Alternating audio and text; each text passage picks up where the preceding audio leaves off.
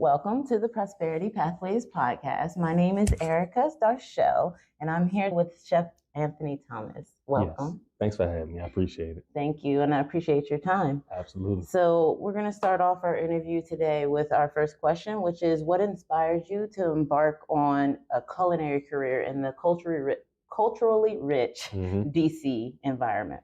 I was born and raised here. I was born in Greater Southeast Hospital over there in Southeast DC. Raised in Mount Rain, right up the street. And just embracing the culture here, the go-go music, the mumbo sauce, the rich food that we have here. I just embraced it as I grew up, and I enjoy every bit of the DC culture and just seeing how it's thrived over the years, and I try to leave my mark. So in overcoming your 2004 health challenge, how did that shape your cooking philosophy and your approach on wellness? So October 5th, 2006, I was rushed to the hospital, PG hospital, because I had a seizure. So this was a random seizure, never had a seizure prior, but it was triggered by a poor diet.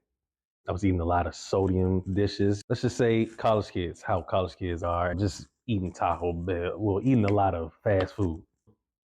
So it triggered. I went to the hospital. They didn't know what was wrong with me. They took me over to GW hospital, and GW said, "You have an arterial venous malformation." And it sounds very complex, but basically blood doesn't flow through your brain properly, causing migraines, headaches, and seizures. I would always have migraines growing up. Either way, they corrected it. I had open head brain surgery. Once they corrected it, I never had another migraine ever again. And I believe that that's what inspired my culinary journey, because after that, I became a full vegan, cooking dishes from scratch that were plant-based. Protein came from all sorts of beans, lentils. Quinoa's a good one. Quinoa's excellent. I think it's underrated too. I don't think people don't really pay much attention, and it's low carb. So that's how I dove into it. I did a plant-based journey for a while, and I've gotten back into chicken and fish here and there, but for the most part, I still eat mostly fruits and little vegetables. Because I have done a lot of research on nutrition, and because I went to culinary school too. And so when I graduated, I was like, oh wait, I want to be a nutritionist. I didn't do that either. But I still did a lot of research, and my grandfather had Alzheimer's. And a lot of research I did on that actually traces it back to poor diet. There's bacteria and stuff that'll grow within your intestines that affects your brain and causes dementia, Alzheimer's, all of that stuff. And they're starting to realize it's not necessarily genetic. They thought it was genetic because it happened generation after generation, but the same thing that's also happening generation after generation is poor diet. 100%. Because it gets handed down. So that's definitely what I'm reaching for with my children, and I'm sure you are too. 100%. Teach them to eat better. You can have what you want here and there, but don't dive in. Everything in moderation though. The only thing that's not in moderation is water. I will drink, me personally, I could probably drink about 6 of these a day. And if I go through phases where if I don't get an ample amount of water in an hour span, I become dehydrated. So when people say that they don't drink water, I'm like, I don't understand how you do it. And I think that's from that plant-based journey, because I can literally tell too, if I don't drink water for like an hour, I'm super thirsty, like desert thirsty. Like, I think I need some water. That's also why I made sure I kept some water for us, because while we're talking, that happens too, because I'm in sales otherwise as well. And that's a lot of talking. I was talking to people one time, I could tell I was out of water because I started choking on my own words. I'm like hold on, let me go get some water. I'll be right back. 100%.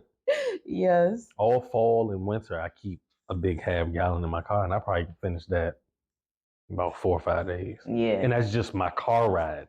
Water. That stays in the and it stays like this nice temperature, not too cold, not too warm, just right. I like drinking room temperature water, because you can drink more water that way. 100%. When it's ice cold, you start getting it brain freeze. Halfway through it.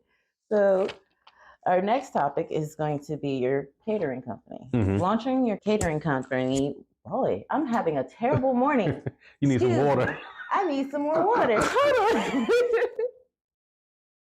on. Okay, so launching your catering company was a bold step. What were the major challenges and rewards to your encounter? So I started in 2008. 2009. And I was fairly young. I was like 22. And during that period of time, I didn't really necessarily know how to price things out, which I have down to a science now. Like, I teach the young chefs under me how to price things out. But back then, people would have these events, and the only thing I wanted them to pay me back with was feedback. I felt like that feedback would help sharpen me up.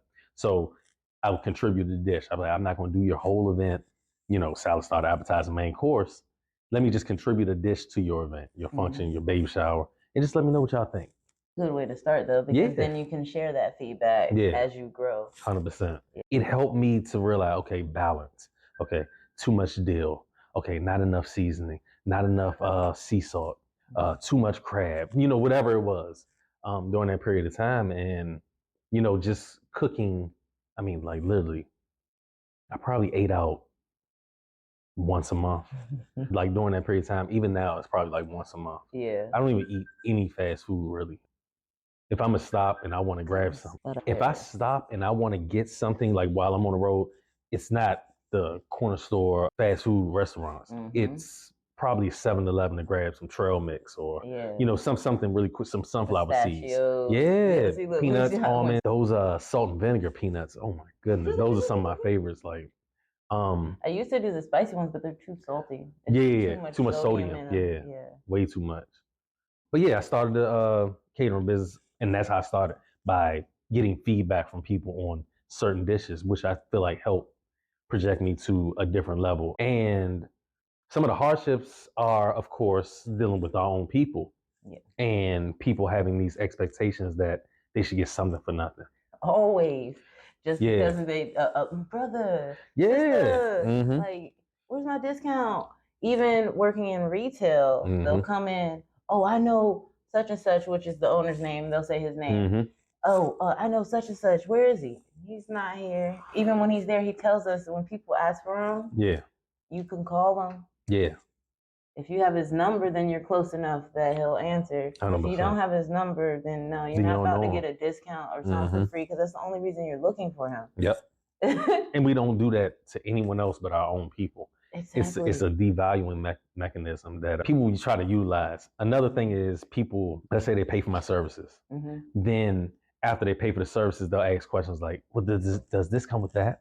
Does this come with that? And I'm like, well, you didn't ask that prior to. Exactly. Basically, in a nutshell, wanting something for nothing. So let's say you paid, and the contract says it's for food, full cleanup, staff, and this and that. If they'll come back. So does that come with plates? Hey, does that come with dessert? Hey, does that come with drinks? And it's like, well, those things can be taken care of, but why not either ask how much to add on the drinks, how much to add on extra staff, how much to add on dessert? Like, we always want to ask for something. And then another thing is being at a disadvantage. As a Black business, you're already at a disadvantage. You're already you're graded at 80%. You can only get to 100 if you go over and beyond. Exactly. Something people are willing to pay extra for somewhere else. They wouldn't pay us extra for. 100%. They expect it to be included. 100%. And that's with almost everything, honestly.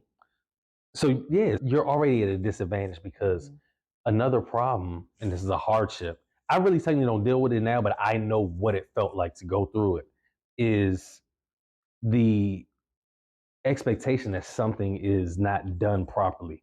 So they think, okay, let me say, somebody said, this needs to be set up like this needs to be set up like this.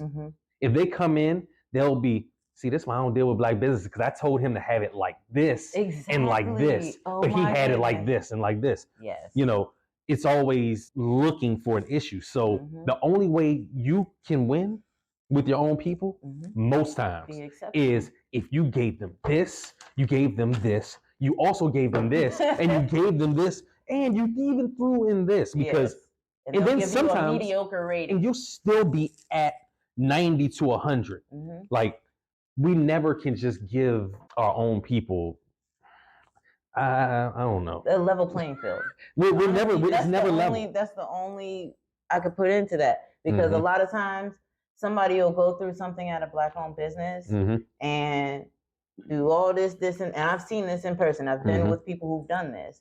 that they'll go to a Black-owned business, they'll experience something and just go off the wall. Meanwhile, I just seen you at Starbucks not care that the same thing happened. Talk to like, me. Come on now, be serious. There should be a margin of error for everyone because we're all human. No. I'll go online and I'm going to tell you about my experience at X, Y, and Z's soul food restaurant, at X, Y, and Z's nail salon, nail tech, hair salon, whatever. And if you're African American, we find it easier as an African American to go online, to bash, to basically try to put this individual out of business or to try to smear their name. But you'll have a bad experience at that high-end designer store, at that high-end mall, and you won't say anything. You'll just be upset with the cashier. Or it has to be extremely bad for you to even say anything. The worst part is you're here to sometimes prove a point, so you'll spend more money with the company or business or realtor that just shamed you and was, you had a whole radical tongue and all that stuff, and you're rewarding them. They made you feel like you didn't have the money to spend with them, so you proved to them by spending more money with them. Meanwhile, you'll come to somebody like me or like you and ask for a discount. Can I get it? Yes, can I get a discount? I had experience a couple weeks ago, and I make these reenactment videos of customers. Where I've seen one of them before. Too. Yeah, it's so funny. I had a woman actually say, and I made it like it was a guy in the video, but it was a woman who didn't want to pay for my services when I gave her the price because it said, this is the price plus Maryland state taxes. I didn't understand how she wrote me and said, oh, that's a great price, but I don't want to pay the Maryland state taxes. You got to pay taxes everywhere you go. And I'm thinking to myself, well, once I put it into the system, it's going to auto-populate. If it's 2810, it's going to come out to 2958. You don't want to pay the extra money that the system already generates in taxes. So when I go to pay my taxes in January, I'm supposed to cover you. No. And then try to shame me and say, this is bad business practice. I would never let 2810 walk out the door. Well, guess what? I think your 2810 is not good here. Yeah. Because you sound like a nuisance. You sound like a problem. You sound like once you give me the 2810, now I'm binded into Death Row Records. Yeah, like you may be a problem. Yeah. So it may not even be worth your 2810. Yeah. I'm actually willing to, here you go. Yeah. Thank you. Exactly. You did me a solid. 100%. Period. Not 100%. All money is good money. And I think there was I know there's one customer I referred to you that was kind of difficult as well. Yeah. And the same thing, like, what? Well, why is this and this? Well, hold up. You're not even answering the questions I need to give you an accurate estimate. And you're already calling me all fraud and all kinds of things. Like, you can go on about your business, ma'am. But thank you. But I even still to this day, I still get shamed. And I tell my young guys, if I still get it, you're going to get it. So you just got to have tough skin. Like, I could tell someone an accolade, maybe like, I have 9 books on Amazon. And people will literally, my people, will look at me and be like, really? Oh, okay. Like, it's almost like it's minuscule. You know, another thing that I get. So, do you have a restaurant? And I'm thinking to myself, I have to have a restaurant? I'm like, how about this? How about I have a lot of friends who own restaurants? And you may think, oh, he has the brick and mortar, but it's sometimes not all that it's cracked up to be. It's a beautiful thing, but it's a lot of problems that come into it. I work 4 to 5 hours when I go pull up to someone's house, someone's venue, do their event, and I can go home. Yes. You start that restaurant is open from 11 to 11 at night. That's 12 hours that it's open. You got to pay people. You got to hire. And prior to, they still have to be open. Uniforms, equipment, lights, rent. I mean, it's so many different things that come into it. Then you got to worry about people, whether they're stealing when you're not there. You got to set up cameras. You got insurance policies, so many things. And, maybe one day it'll happen. But, it's not the end all be all. And that's probably one of the biggest things that I think people don't understand. They really just don't, man. Like they think that that's really it. Like the upper echelon. I don't get it. Yeah, and then especially in this day and age, you don't need a brick and mortar. There's people who started their brick and mortar off of doing Grubhub and DoorDash and Uber Eats. They did not have a brick and mortar first. They cooking out of their kitchen. They were ghost kitchening, renting out somebody else's kitchen at nighttime. and just making it happen. Yeah. And that's the whole purpose of this podcast, is to let people know, like, there are alternatives. You don't just it's not just think one I'm way to have a storefront. They'd be like, "Did you have a food truck?" Like at one point, it was like, "Do you have a food truck?" Yeah. And I'm thinking to myself, I personally, like, there's nothing against food trucks, but I personally, like, I don't like to work in small spaces like that. Yes, I've worked in one before. There's a lot of politics with where you can park, where you can pull up to. So that's what kind of deterred me away from getting all your vendor licenses, making sure that everything's showing up, and then like, it's harder to maintain a moving kitchen than it is the brick and mortar. And then with, like you said, catering is like the easiest thing ever. You don't have to worry about maintaining the equipment because it's somebody else's. Yep. You have all of the utensils you need because you carry those around with you. Yep. And then other than that, everything is kosher. To me, it's more about being a solid individual when it comes to catering. Like, I feel like Chef Anthony Thomas puts the personal in personal chef. So if you don't have a personality, being a personal chef is almost like, it's useless. Yeah. Because you're going into people's homes, you're going to people's venues, you actually are interacting with people. So I tell my people, my staff, you walk in, smile, hey, how you doing? You know, so that people feel warm. That's why we love your favorite fast food restaurant.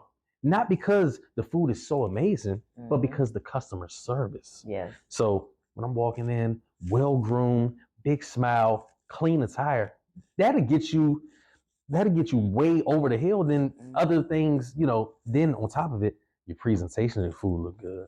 It's well garnished. It smells great. You're using high quality meats and proteins and organic veggies. Those things go even further. Yeah. That's definitely why even in culinary school, they tell you quality, not just quality of your food, not just quality of your plates, but quality of you.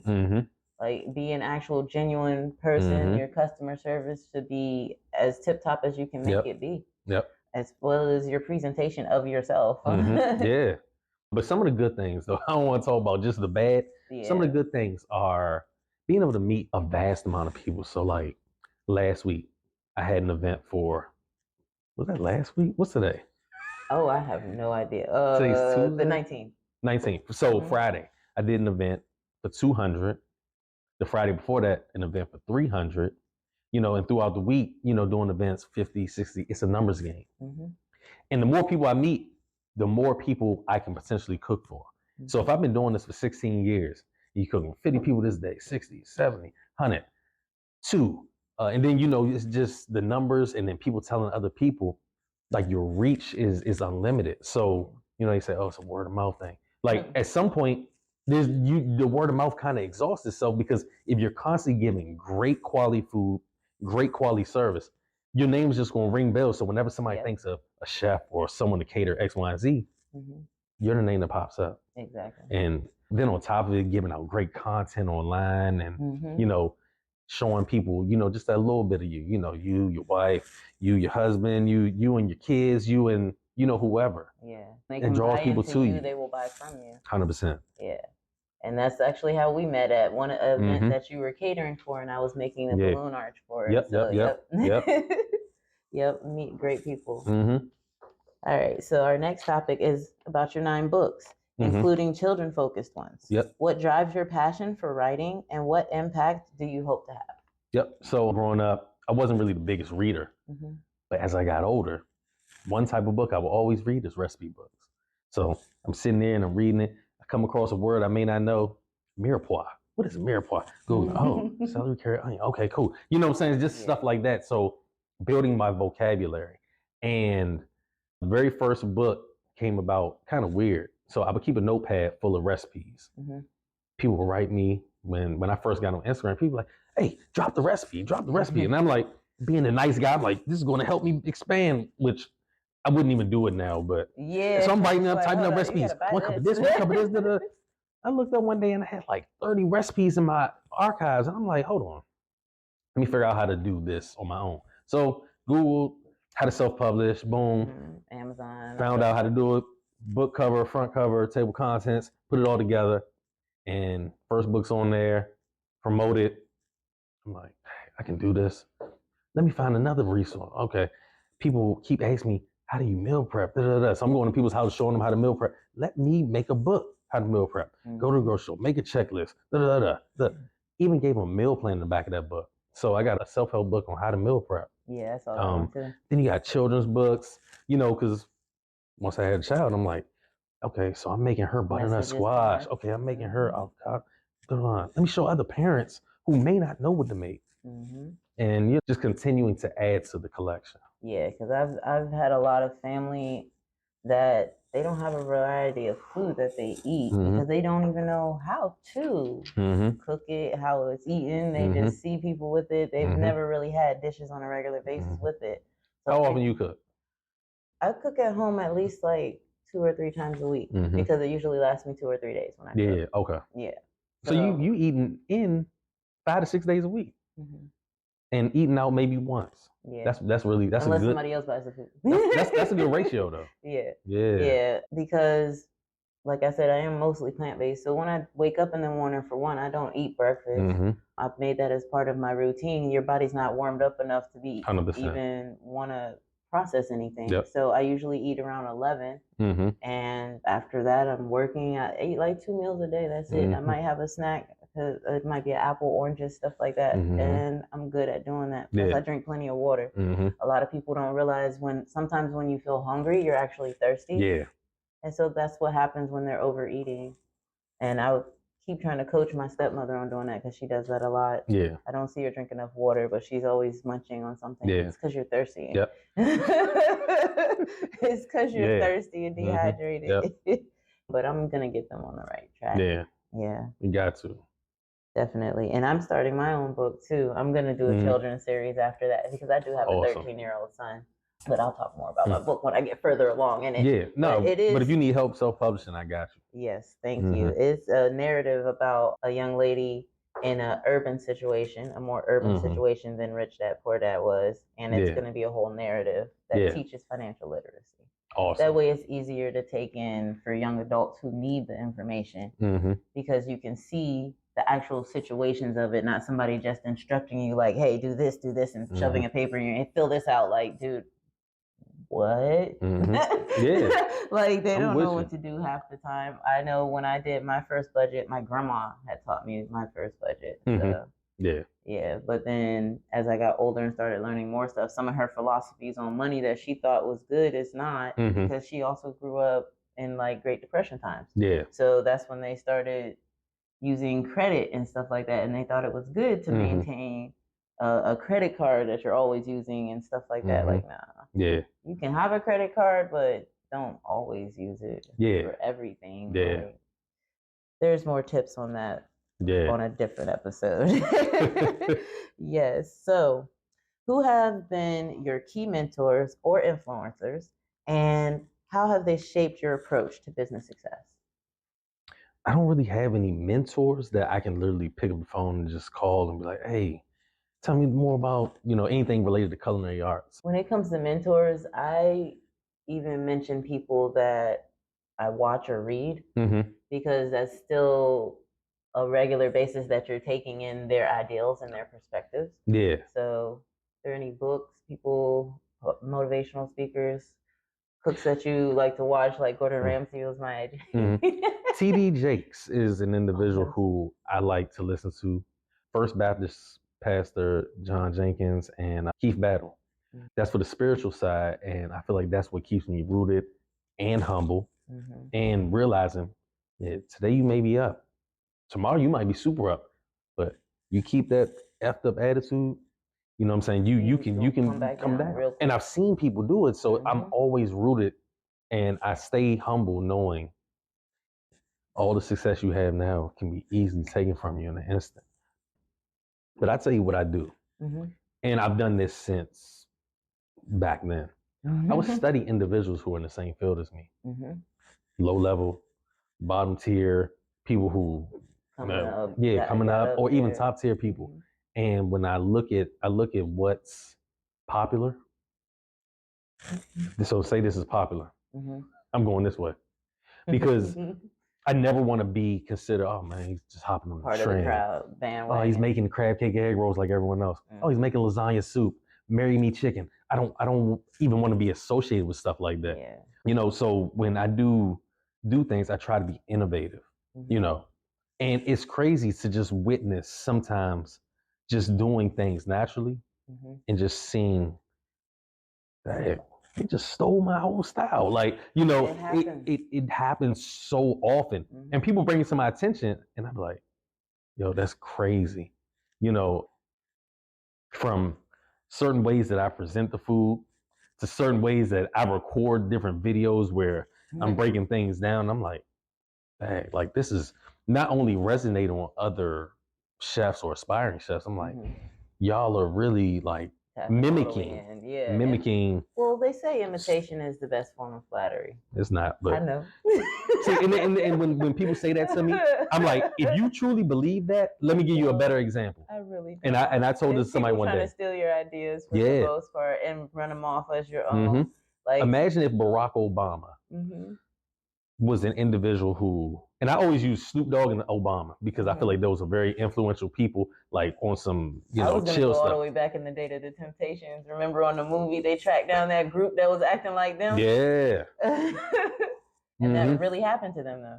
Yeah. And back then it was even easier to do it. They didn't have social media and phones and all that stuff. So somebody could easily, hey, dude, let's pretend to be them and get this money. Okay. It is wild to me. Like, imagine if, so I just came out with a game app called Munch Match. And I think I probably only have like 12 downloads. But I said, imagine if Snoop Dogg came out with the same exact app or Barack Obama came out with the same app and promoted. People would be like, oh my gosh, this is so innovative. This is so dope. Would you feel like, but I came out with it and say it was just a similar name. Mine is called Munch Match, but say his was called Match Munch. People would be like, oh my gosh, that's so innovative. Would you think, oh my gosh, well, Snoop came out with it. I'm flattered that he came out with the same thing. Or would you be like insulted? Yeah. So that's the way I look at it. Sometimes when I'm like, all right, so this is one of the things I was doing. I would have all my food lined up and I'd tell the people to gather around. And I literally would film this for like a whole year. 2019 was the year I started. I'm like, so right now what we have is the chopped Asian salad with tomatoes, cucumbers, ginger, right here we have shrimp scampi with angel hair pasta. Right here we have my cougar wings, sweet and spicy cougar wing. Right here we had, and I would go all the way down the line of whole food. And that way it was helpful where people knew all the ingredients. You know, I was interactive, adding that personal in the personal chef. And it helped where people don't have to ask me later on, and I don't have to put the little tent card down. Yeah. And people look forward to that aspect of the business. Yeah, so, I've seen that at a conference before. Yeah. Set up like that. So imagine if, you know, you're doing this and this is your signature thing, and then you start seeing other chefs. Yeah, so right now what we have is this, and right now we have this. And it's like, you look out of your element. You know what I'm saying? Like, for real. I see it, and all I do, like, to me, I just laugh about it. I'm like, you know. Yeah. But also, you know, that right there is a little flattering because it's like you can't trademark you speaking over, but you know where you got it from. Yeah, exactly. So to me, but I mean, another trademark thing, like I started putting this dry ice around the food. I would just pour the water and just let it just like kind of just go through the whole thing. Like that. I love it. And then, you know, I started seeing other chefs. I see it in my DM. Yo, hey bro, I started thinking about dry ice a couple of weeks ago. Where can I get dry ice from? You didn't think about dry ice. You saw it. Just pay homage and I'll tell you. But since you want to play it like you came up with the idea and you thought of it, I'm not telling you. I don't know. I have no idea, sir. I don't remember. And see, to me, that's the humble. Yes. The humble. If somebody came to me and was like, hey bro, I really love your setups. I love how you just break the food down. I think I'm going to add that to my events. Hey bro, go for it. You got my blessings. Even if somebody came to me and was like, I would love to add dry ice to my events. I think it's dope the way you do it. Where can I buy dry ice from? Hey man, here's my distributor. Here's the address, man. Tell them Anthony sent you. Yeah. But when you try to play me like, man, I was just randomly thinking about doing this. I had like another thing I was doing a while ago, and I still see it to this day. I would have all these gravy boats lined up and have various sauces. So like, I have like a Parmesan cream sauce for the broccolini or my cougar sauce for the wings. And I would go down the line as I'm breaking the food down and I would just pour the sauce and, you know, pour the sauce. Kind of like how some of these janky individuals are now. Yeah. So I'm just like, Mine looked a little more classy, you know. Yeah, because you knew what you were doing. Yeah, I literally had a chef come to me and say, "Bro, that's crazy." And this was like a year into me already doing it. Mm-hmm. That's crazy because I was really thinking about doing like pouring sauces on my food at my events. I just read it. You were thinking, but I did it. Like, you weren't thinking it. Like, bro, like to me, it was just more of an insult. You're basically saying you were in my head and I had been thinking about this. It's weird. Yeah. It's weird behavior. Yeah, I really think you shouldn't say it out loud because some people do think of some stuff, but because somebody else did it, I feel like because somebody else already did it, you shouldn't be saying nothing because they actually executed when you did it. Because there's a good instance where one of the motivational speakers that I follow, he's a like top marketer in America, period. And he came out with this game that as soon as I saw it, I was like, dang, I was thinking about making something like that so long ago, but he already came out with it. Yeah. And that's just how I look at things like that. Like, because honestly, there are people that might think of the same idea, but if you don't execute, you can't just walk up to somebody and be like, oh man, I thought of that same thing, as if they stole your idea. No, like, seriously. No. I could literally tell you one that would probably have put me in a whole different boat. And I didn't. And I literally, not only did I think about it, but I was trying to execute it, but I got robbed. Yeah. So, you know, Yahoo came out, Google came out, and then Bing came out. You know about Bing? Yeah. So these are all search engines. I've been on computers since Ask Jeeves. Stop playing. Yeah. And AOL. When you're talking about. So in between the time of Yahoo and Google, I always thought to myself, I like the way Yahoo looks because they had the news and the weather and all that good stuff. The little ticker for the stock. Yeah. But Google's searches are just way better. They give you better results. So I told myself, I went on Facebook, 2008. This is around the same time I was doing, what's it called? I just started a catering business. Okay. I went on Facebook. I'll never forget it. Does anybody know any web developers? A girl wrote me and said, I got one for you. Hit this girl up. Hit her up. So I'm breaking it down for. I said, yo, so I want to create a search engine. You think you can make a search engine for me? So yeah, I can do it. So what's the turnaround time? 6 weeks. All right. What name you want? Swizzy.com. I go online, try to buy it. Oh, it's already sold. So, okay. Either way, long story short, I don't want to go into long detail, but either way, I would pay this woman. And I paid her a grand total of $5,500 over a period of like 4 weeks and never got anything back from her. Yeah. Because she stole my money. Wow. She was never really a web developer. She sent me like one little logo. And then this was my final straw. I wrote her one day and I was like, hey, like, I can't keep paying you. You're not producing anything. You're not showing me anything. Yeah. So she would stop answering my phone calls. Basically, I was out of $5,500. Dang. And I had a notepad full of everything. Okay. Gave her $2,200 for interface, for this. And basically, what I was trying to do was create a search engine that looked like Yahoo, but had searches like Google. Yeah. And when she told me she could do it, it was like, I got something on my hands. And, you know, months later, Bing came out. So if mine would have came out beforehand, Bing came out June of 2010 or something like that. Either way, mine was supposed to come out like around like April. Yeah. You know what I'm saying? Trying to be that cross. It's just so crazy that it was almost like aligned timing that we were both coming out. I would never talk to the guy who created Bing. I thought of that idea. You know what I'm saying? That'd be weird. You know what I'm saying? But or even Uber and Lyft. Like I used to, because my parents lived in not both my parents. My mom, she lives in Charles County in a big old house. But my dad used to live in the projects a lot. So whenever I be down there, I'm the person like I got a car. So anybody need a ride, they know to call me. And that's ride sharing. Yep. And so when the app came out, I was thinking the same thing. Like, oh man, I wish I would have thought of making it an app, but I never actually thought of making it an app. Yeah. This is it's like people have been doing that a long time. There's rappers that say it in songs too. Like 100%. Yeah. That's a great reminiscent moment actually. I rarely even think about that, but that's crazy. Yeah. Like I don't know how that just came to my mind, but yeah. All right. So your skills have earned media attention. How has this influenced your career and your mission for healthy living? So when I had the health scare and I changed my entire diet, I realized that you can heal yourself through food.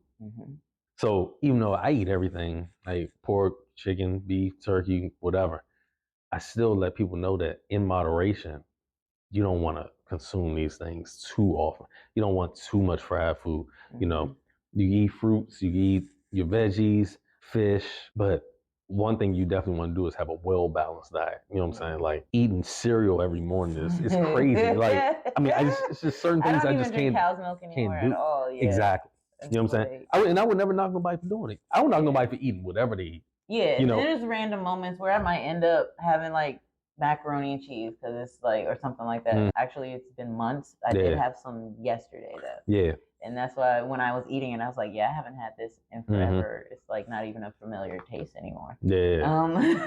You talking about regular mac and cheese? Yeah. Not vegan mac and cheese. No, it was baked mac and cheese. Yeah, regular vegan mac and cheese.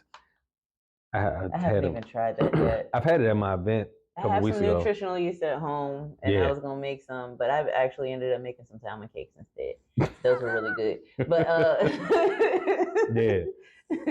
but those were really good. But yeah, I've actually even looked up the digestion time for various types of food, and that is why people get so sick because what's the longest? Meat. Red meat or meat?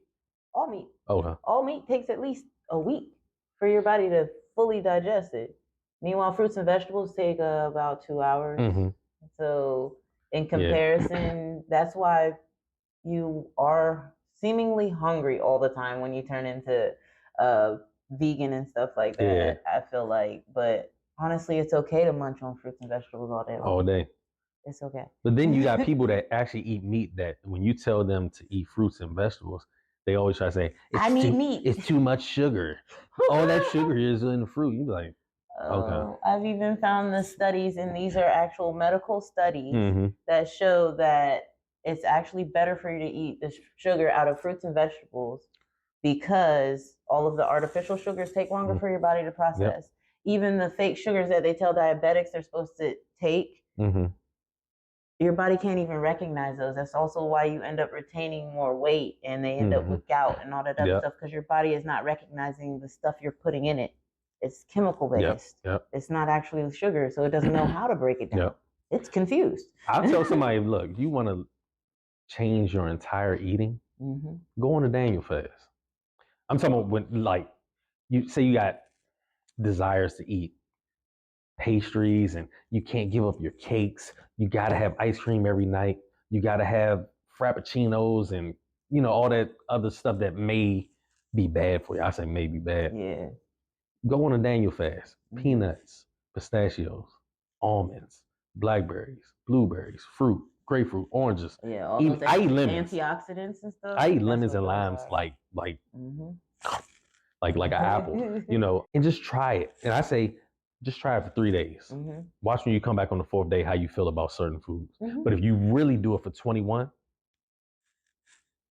days straight, you won't even look at that stuff the same.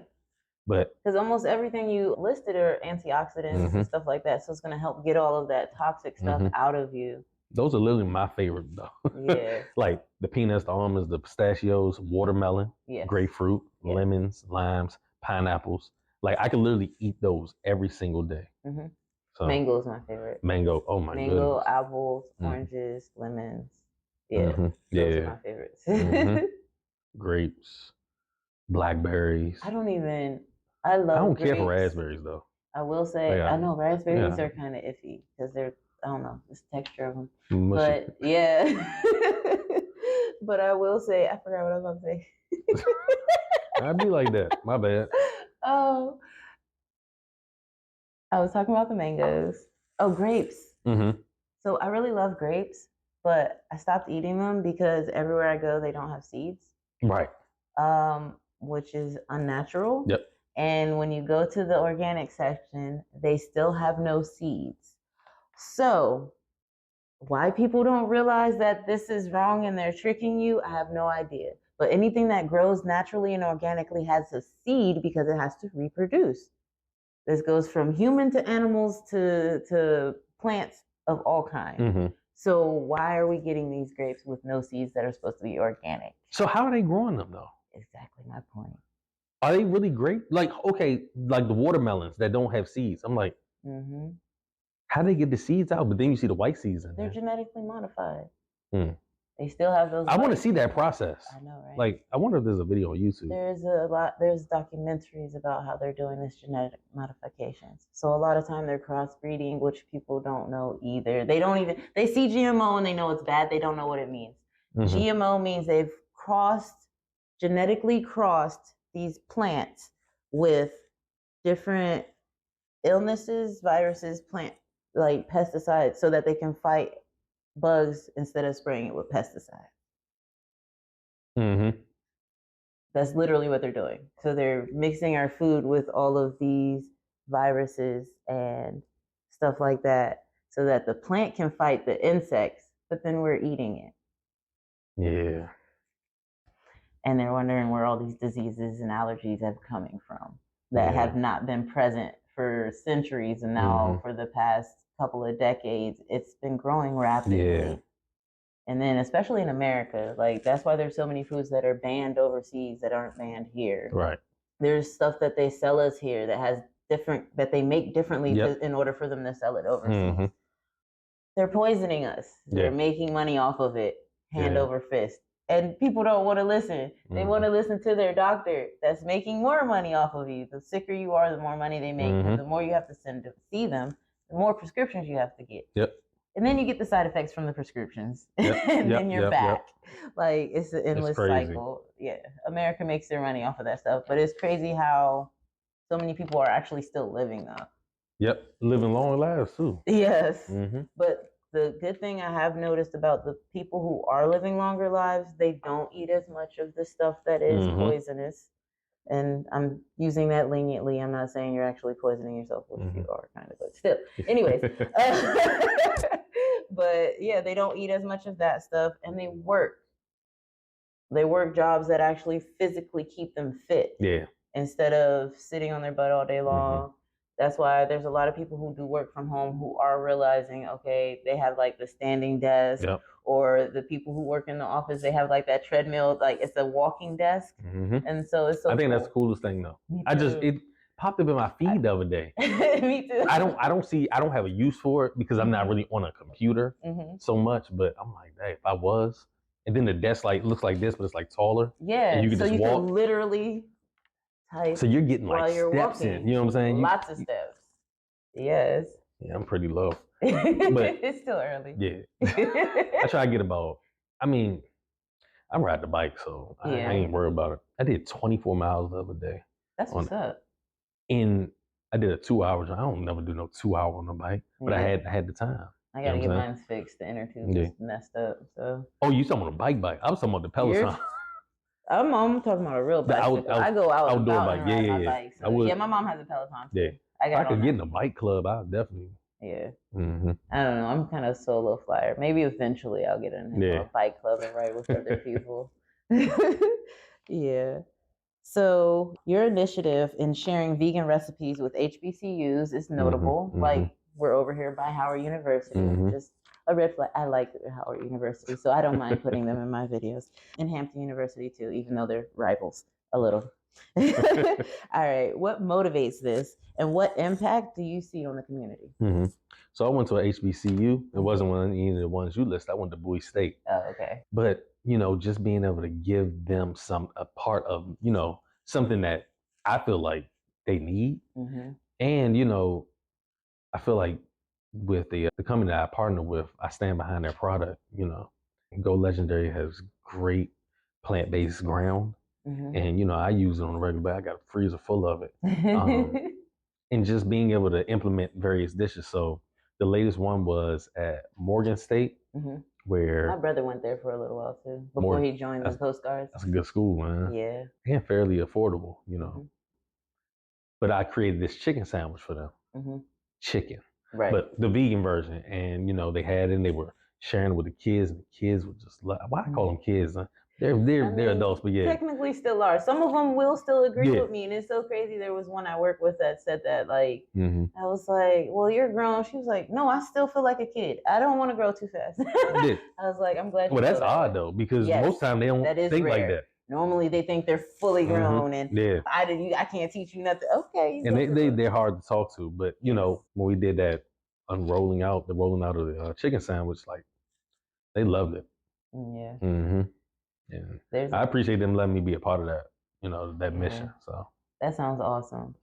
And that's actually what I want to do, is like be a part of initiatives to help teach like financial literacy skills and stuff like that, because just offering it as a class, most high schools and colleges will make it an elective. Yep.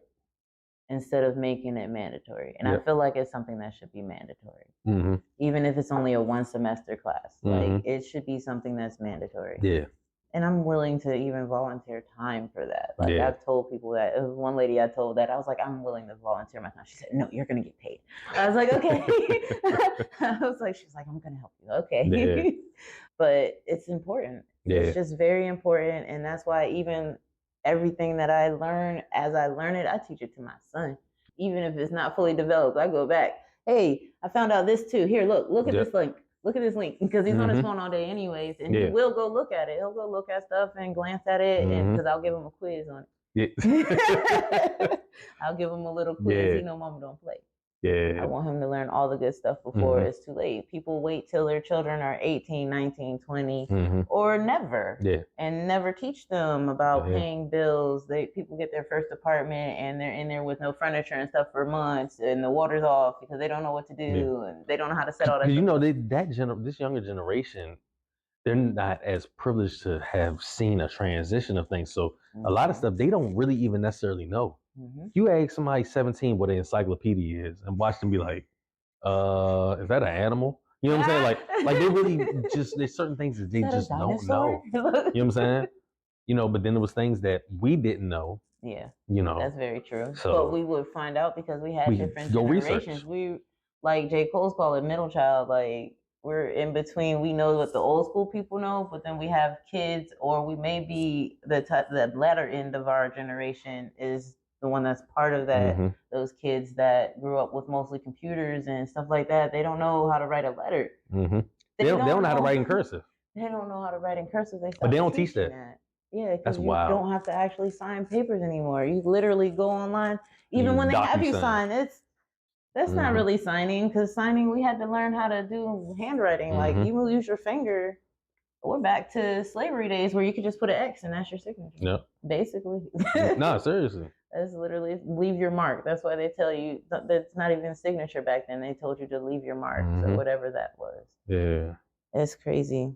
But that's why we need to teach them better. Yeah. There's certain things I feel like they should always know. Like my grandpa taught me how to read a map, an actual paper map. Yeah. Yeah. And that's why some of the big joint they have in the back seat. Exactly. That's why when GPSs came out, when Google Maps came out, well, first of all, when GPSs came out and they were kind of not that accurate, I could still look at it and know where I'm going because I know how to read a map. And the same thing happens with Google Maps. If it freezes, I can still look at it and know, okay, wait, I already passed this. I can go here. I can map something out myself without even actually using the directions. Yeah. But a lot of people would never know how to do that. Yeah. They'll get lost.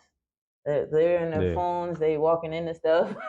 Like they're just lost. Yeah, kids can't even count because, you know, I don't think they pay attention to change. No. Like, all right, so if something costs $2.51 and I gave them $3, they wouldn't know it was 49 cents. And they accidentally press the exact change button. Right. They'd be like that. Because I've worked in restaurants for 22 years. I've seen them do this so many times. Like they accidentally press the exact change, or somebody gave them a 20 and they pressed $5, or whatever the amount, they pressed the wrong amount. And they're like, can you help me? I pressed the wrong thing. It's going to mess up my drawer. Well, first of all, it's not going to mess up your drawer as long as you give out the proper amount of change.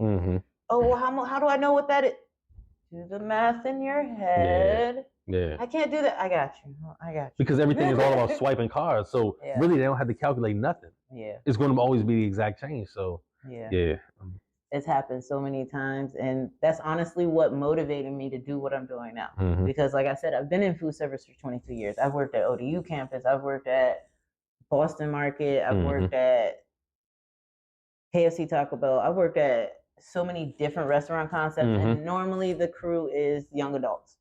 And I was one of those young adults at one point in time. But now that I'm older and I know more than what they know, I want them to know this stuff while they're still young. Yeah. Because everybody keeps telling them YOLO.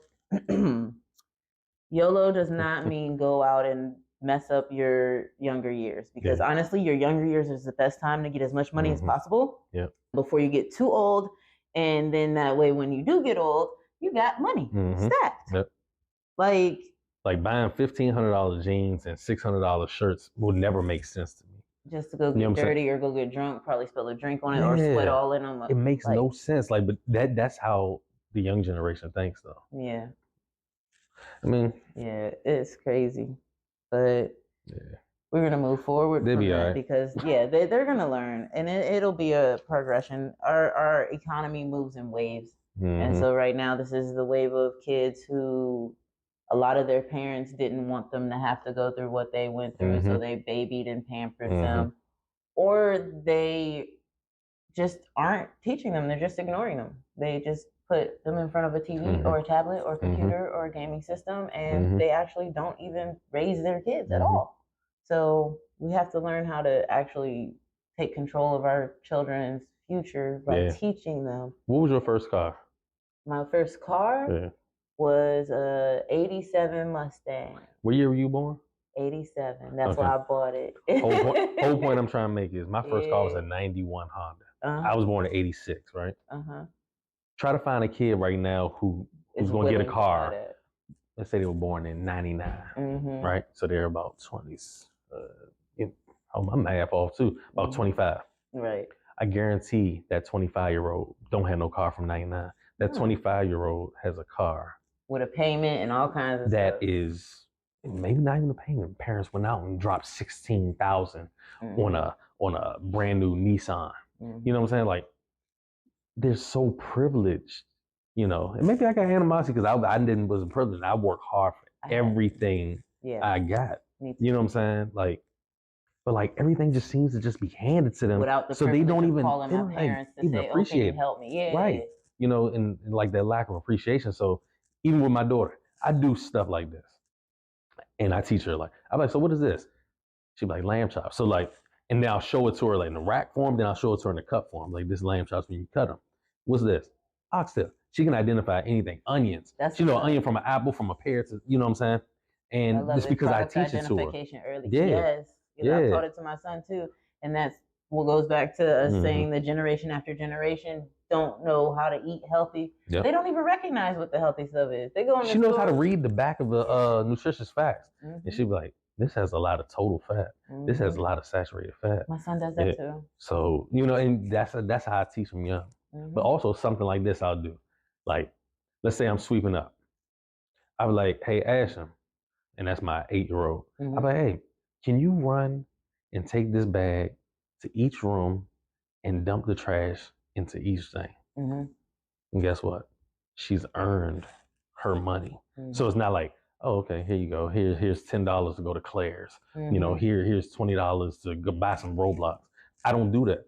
I want her to be able to know that, you know, you work for what you can get. You know, and I could tell that she looks forward to it. So like, she'll ask me, hey, what can I do? So I want to buy $5 worth. Yeah, my son. I'm like, I find something stupid. Like, I'll go in the dishwasher, clean dishes, take the forks and I'm like, okay, put all the forks in here. Well, she knows not forks, spoons, knives, you know, separate. Only thing she don't touch is them big knives. So she knows the mood of wooden spoons go over there, you know.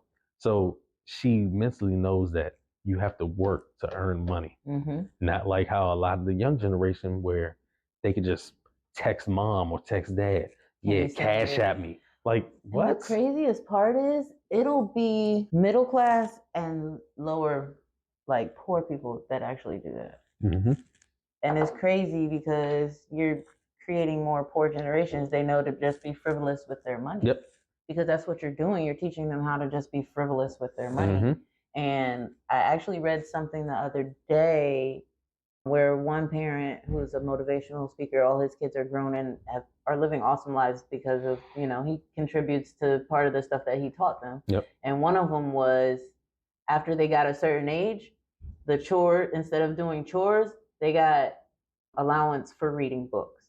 And it had to be the books he gave them, like Think and Go Rich and Rich Dad Poor Dad and stuff like that. I like that concept. The Who Not How and books that teach them the greater skills that to be decent human beings, to be financially literate, you know. Yeah, these kids these days will rebel now. How old is your son? 13. 13. I don't think he's old enough to start rebelling yet. But no, I'm talking about like these 16, 17, 18-year-old, like, I don't know, man. And that's why I feel like the crime is so high. You know, it's little to no guidance at home. But it already, I'm glad you said that, because that starts early. When they teach them to be just careless and free from birth, like you have the toddler running around, they knock someone over, that's just funny, come on, let's clean it up. But then they get a little bit older, no, you're not supposed to do that. But wait, you just laughed at it. Yeah, you laughed at it years ago. Like, you filmed it, you posted online. Exactly, you thought it was good. Like, what's going on? I'm confused. They're confused. And then they get older and they're still confused because you are giving them a different response than what you originally gave them. My son has always gotten the same response from certain behaviors, period. Yeah. And so he knows that, and that's why he'll talk to me. He'll talk to me more than his grandma. He's at his grandmother's house right now because while I made my move up here, he was going to school from there still. Like, he'll talk to me. I'm like his best friend darn near. But he knows I'm not your friend, still your mama, but I'm here for you no matter what. Yeah. And that's what I look forward to. He does have the ups and downs in his attitudes because he is a preteen, but we've even discussed how to resolve that issue. Yeah. He knows how to, Mom, I can't talk right now because somebody just really upset me earlier today. Okay. Okay, call me later. Because sometimes we lash out on other people when we feel a certain way about something. You have to deal with that first. And so that was good of him. I was really proud when he did that day. Because, you know, other people, they'll probably, there's grown people that don't know any better than that. Why you acting like that? Yeah. You know what I'm saying? That's so crazy. But I'm glad I'm getting him emotionally equipped for being an adult. And our next question is, balancing a successful career and family life is challenging, like we were talking about just now. How do you maintain this balance? See, to me, that one's fairly easy because I don't work on any holidays.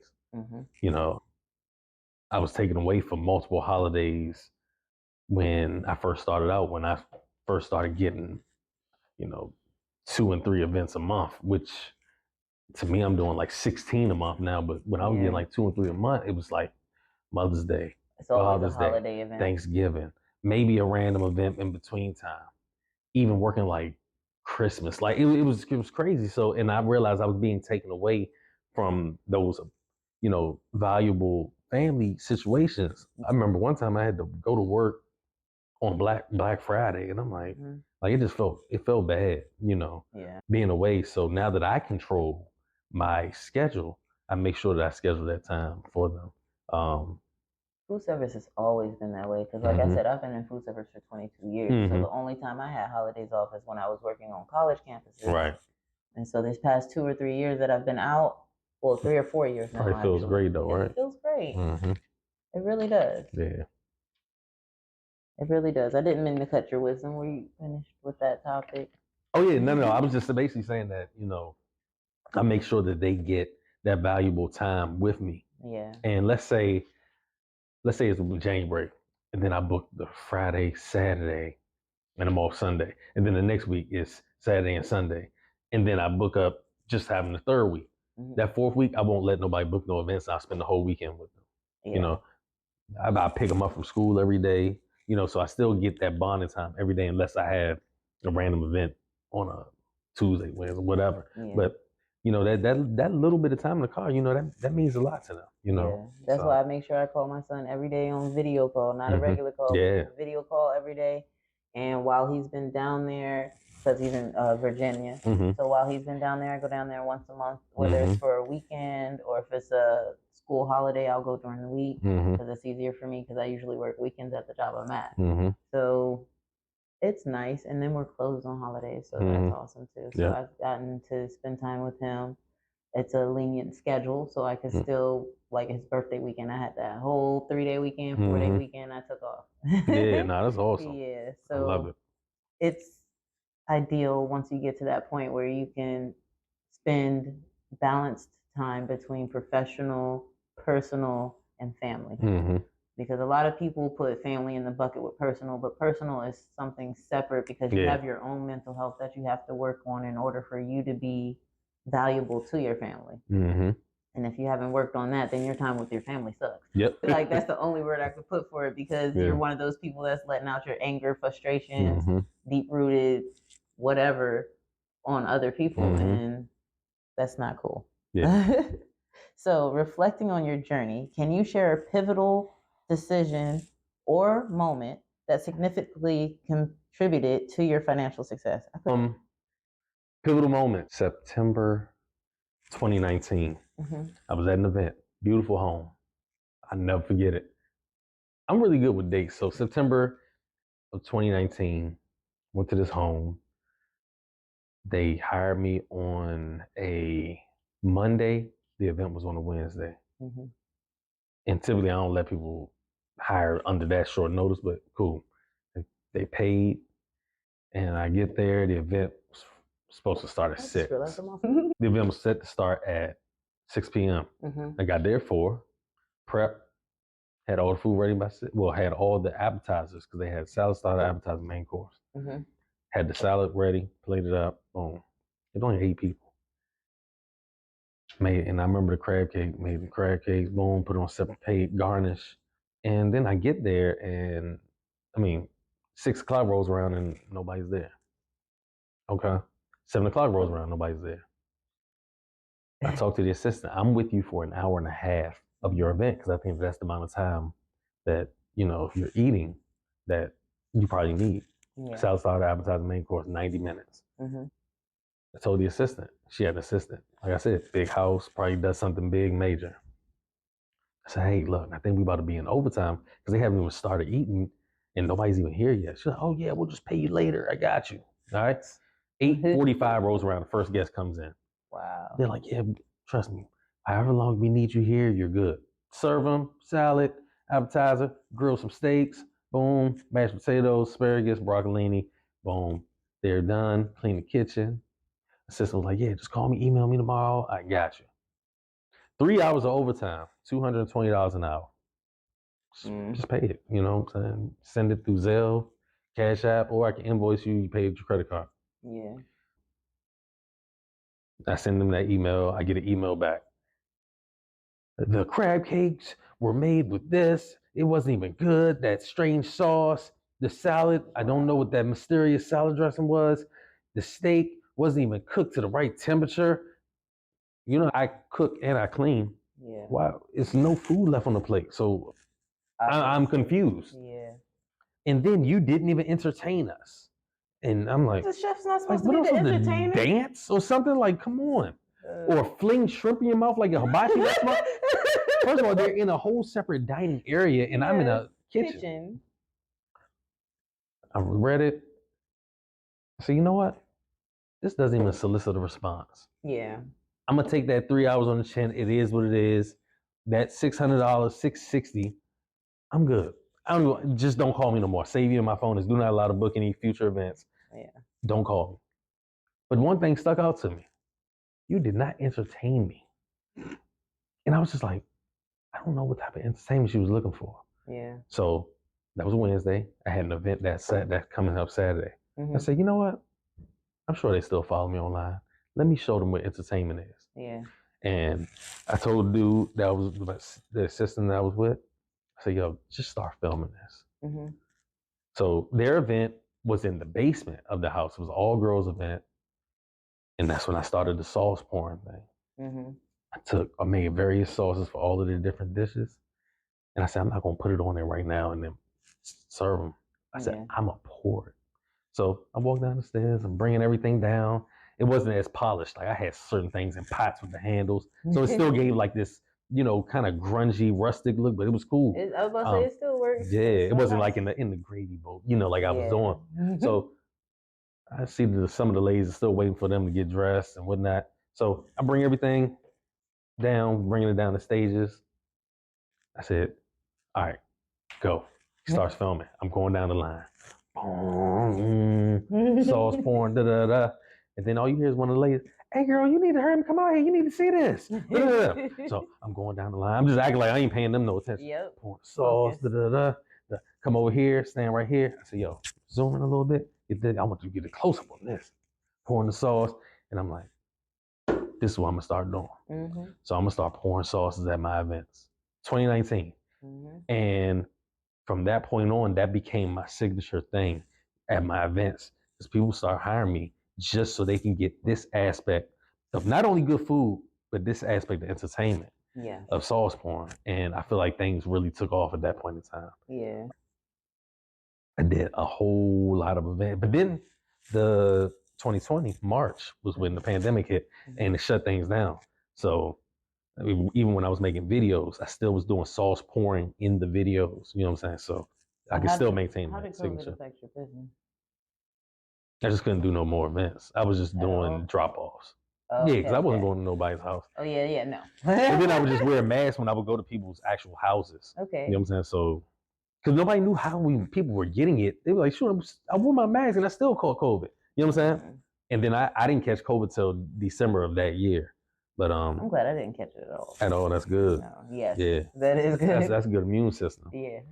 But because I was around people who had caught it. Mm-hmm. And I never caught it. Yeah. And I know I wasn't asymptomatic because I took the test before too. Mm-hmm. Like every time I was around somebody who had it, I did eventually end up taking my test and all that. I just never caught it. Yeah. So I was lucky. You never had a positive result either? Nope. That's good. Never had a positive result. So that was a good thing. Mm-hmm. My mom pushed me to go get the vaccine. Yeah. So you got it? Yeah. I got it too. I ain't never get no booster, but me either. I was like, that was good enough. But I don't think I'm fully vaccinated because I got one shot in April, then I got the next shot in August. Yeah, that is a long time. Yeah, you're supposed to get them back-to-back months or something. Yeah, I think it's like a month or like a couple weeks or something. Like I don't remember because I got the first set. I'm not going to get no more. They're not putting no more poison in my body. There's enough in the food. It really is. All right. So as an entrepreneur, what strategies have you employed for financial planning and wealth building in the culinary industry? Yeah, proper purchasing, but also, proper charging what you're worth. And if I know I'm gonna go over and beyond for somebody at an event, like I'm gonna do something spectacular, I'm gonna also charge them for it. I'm not gonna eat up that cost. I'm gonna always make sure that the event is so well structured. So like, okay, they got 50 people, they want servers. I'm gonna make sure I charge them for the servers. And basically in a nutshell, I'm not eating no charges. Charges that people like, oh yeah, can you add that on? Okay, you can add that on with the price. Yeah. So I make sure that all of the money is paid in full 7 days before the event. Where I've seen some chefs where they're like, oh, I'm getting paid the day of. I'm like, or the day before. That's crazy because what if you go to the event and they decide they don't want to pay you? Yeah. Like somebody called me the other day and said that. He was like, the lady didn't pay him. She kept running around. I said, bro, that's what they do. She never had any intention on paying you in the first place. And she kept giving you the cold shoulder at the event, laughing and having drinks and this and that. And then tell you she's going to pay you tomorrow and you're not going to get that money. I told her, I said, you might as well go and cancel that now. You're not getting your money. Yeah. That's why a lot of places and people take deposits too. Yep. Like deposit going to hold your date. You need to be paid in full 7 days before. If you're not paid in full 7 days before, I have the right to say, I'm not doing this event. So.